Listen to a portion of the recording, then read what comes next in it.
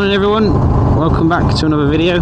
This is a video I've been meaning to do for some time. It's all about slow speed control and U-turns, and coincidentally I was watching another YouTube channel that I'm quite fond of the other day, and I decided to comment on that with this particular person struggling a little bit with some of their U-turns, and I thought, yeah, do you know what, I'm gonna finally get myself around to making this video. So I'm going to head down to the school now, where I've got the luxury of having obviously a safe area to demonstrate some of these skills. We'll demonstrate them out on the road as well later on, but yeah, we're going to look at slow control riding and U-turns today.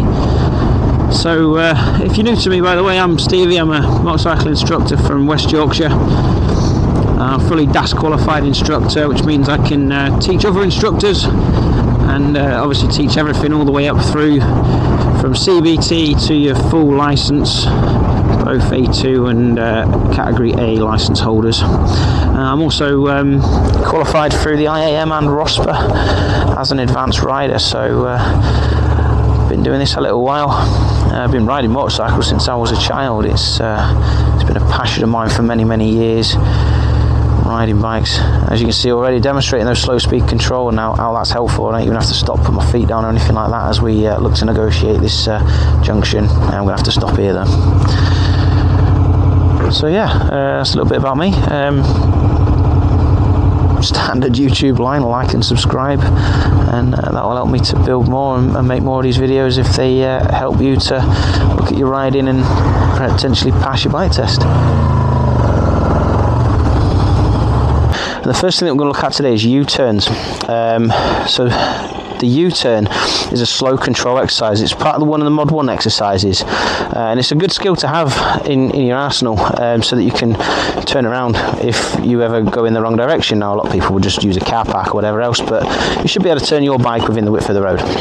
First thing that we're going to need with a U-turn then is slow riding control. And if you have a look at the bikes that are on the training ground now, they are riding slowly and under control at the moment. They're slipping their clutch and controlling their speed. Okay, so with the clutch, I'll just pull my handguard down. You're going to feed your clutch out to the bite point, and then as it starts to bite, you're going to sort of hang on to it, and then your adjustment on the clutch is minimal adjustments, and that keeps your clutch slipping. So you don't want to go all the way out, you don't want to come all the way in, you definitely don't want to be doing this on your clutch either, because that is a recipe for disaster. So slip in the clutch, hold it out and find that bite point, just go slightly beyond that bite point and hang on to it, and then tiny little movements for adjustment. That's the first element of slow control. The next thing is to keep a little bit of power on. So you want a little bit of revs, just to keep the bike driving forwards. It's no good trying to do it on the idle, because it's going to be too much for the bike and the bike's more likely to stall. So a little bit of gas, that keeps the bike driving forward. Then to control the speed, all we're going to use is our rear brake. We're going to use our rear brake to control the speed. Slight adjustments using your right foot. Again, it's not a stamp on and a release, a stamp on and release. It's tiny adjustments. A little bit of constant pressure really helps. So I'm going to put all those things together now, and we're going to look at how we ride slowly under control. So we go first gear, bring the engine revs up, start to feed the clutch out, slip in that clutch, then hold on to it, a little bit of rear brake, and we're there riding slowly under control. If I need to slow the bike down, I don't take the gas away, I just push a little bit harder on the rear brake, and that will slow the bike down even more. And then if I need to speed up, I just release the rear brake, and again you can see the bike just picks up a little bit of speed. So a little bit of rear brake, you can hear it singing away in the background there. It's probably just some dirt in my rear brake, but that is slow control, riding slowly under control. Again, I'm not pulling the clutch in, not heavy on the gas, just above idle, keeping it ticking away. And if I need to speed up, release the rear brake, and if I need to slow down, reapply the rear brake.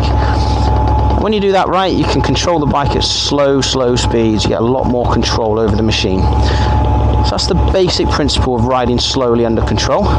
You can, of course, slow it right down, a little bit extra rear brake. Just pick those engine revs up just ever so slightly, so you're almost driving through the rear brake. It's like you're trying to wear your rear brake pads out and your clutch out at the same time. So there you go, there is slow control riding for you. Okay, so let's move on to the U-turn then. We're going to do the U-turn between these two solid white lines, which represents the road on the floor. These are marked out on the training ground here for that purpose. It's 8.8 metres wide, which is the standard UK road width. So a couple of things that we're going to do before we do a U-turn. First is make sure it's clear around us. So we do a check to the left for pedestrians. We're going to do a proper rear observation. Make sure your hand comes off looking behind you with your eyes, not with your mirrors. And obviously making sure the road up ahead is clear. A little bit of make-believe, or we're in the training ground, there's not any cars around, but we'll show you that on the road in a bit. I'm going to set myself away, get myself into that slow control, and then I'm going to turn within the width of the road in one motion. Okay, so check, set myself away, get that slow control dialed in, 1 or 2 bike lengths forward, and then turn the bike, and I'm going to turn my head and look where I want the bike to be. Bring it round so it's parallel, and then bring it again to a gentle stop. So that's how we do a U-turn. Just move myself down there so we can try that again just at the end of the road here. So again, between these two solid white lines, we set ourselves up first. Let's do our observations. Good look around, make sure it's clear. Set ourselves away, get that balance and control. Lifesaver goes in. That's required for the Mod 1. Not required on CBT, funnily enough, but required on a Mod 1. It's good practice to have. And there you go, just within the width of the road there. One more time on the training ground then, and then we'll move out and we'll have a little look on the road. So again, observations all around, make sure it's nice and clear. That's good. Set yourself forward, get yourself rolling, lifesaver check, and then bring it round again, turning your head, turning your eyes.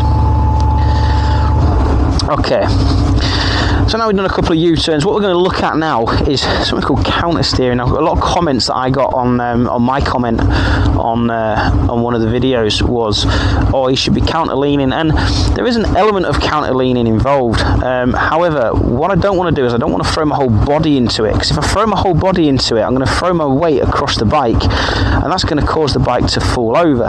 So I want to keep myself nice and parallel to the bike, nice and upright, and then I'm going to lean the bike.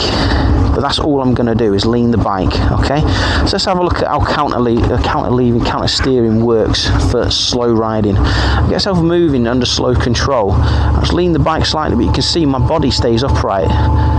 And there you go. When you get it right, you can bring it round and round. I can ride like that in a continuous circle now with the counter steering. So that's for all of the comments on counter steering. You can see my body position's upright, my bike's leant over to the side. There we go. Okay, so we've come away from the training ground now, and I've come down to this little bit of an industrial stage. You see there's a couple of like taxi cars that like to park up here, but this is somewhere I used to bring my students. Same road width, 8.8 metres. This time obviously though we're on a real road, a little bit of a corner up there, so we've got to make sure that's clear, make sure it's clear behind us as well. Vehicles will be manoeuvring, but this is a good opportunity to take in those observations, and we're going to do exactly the same turn here, and obviously once we've completed the turn we park up safe and then we move on from there. So same principles. First gear, make sure it's nice and clear, note from behind, note from up ahead, and obviously no one on the footpath. So 1, 2, 3, nice and clear. Ride forward a little bit, get that control in, turn the bike, bring it round within the width of the road, get yourself parallel again and bring it to a gentle stop. So rear brake on the whole time throughout that, just dragging a little bit of rear brake. You can hear steady revs on the bike, so pick the engine speed up a little bit and then slip in that clutch all the way throughout the exercise. So again, just making sure it's nice and clear. Set ourselves away. I keep forgetting to talk about that lifesaver check, but that is one that we do. We do a lifesaver check to the right just before we turn. So again, just making sure it's nice and clear.